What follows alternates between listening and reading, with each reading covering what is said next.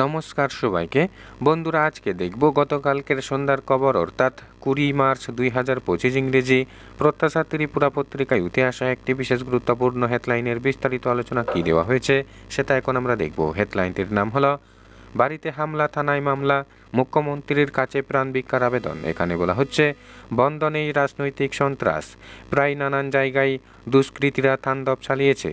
এবার 14 বাদারঘাট বিধানসভার কেন্দ্রের হাঁপানিয়া হাসপাতাল চৌমুনি এলাকায় শঙ্করদেবের বাড়িতে হামলা চালায় দুষ্কৃতীরা। 2018 সালের পর থেকেই তাদের বাড়িতে হামলা চলছে।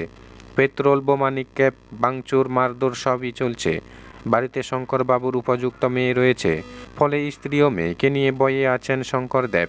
2023 নির্বাচনের পর থেকে এই নিয়ে 2 থেকে 3 বার পেট্রোল বোমা নিক্ষেপ করেন বলে অভিযোগ।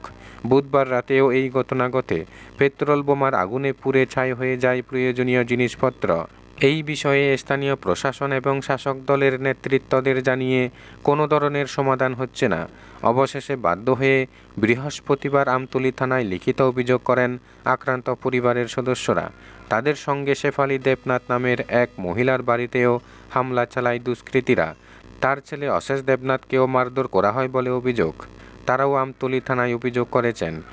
স্থানীয় নেতাদের মদতেই নাকি এসব চলছে বলে অভিযোগ করেছেন শঙ্করবাবুর মেয়ে। এখন দেখার পুলিশ প্রশাসন এবং মুখ্যমন্ত্রী তাদের নিরাপত্তা দিতে কী পদক্ষেপ গ্রহণ করেন।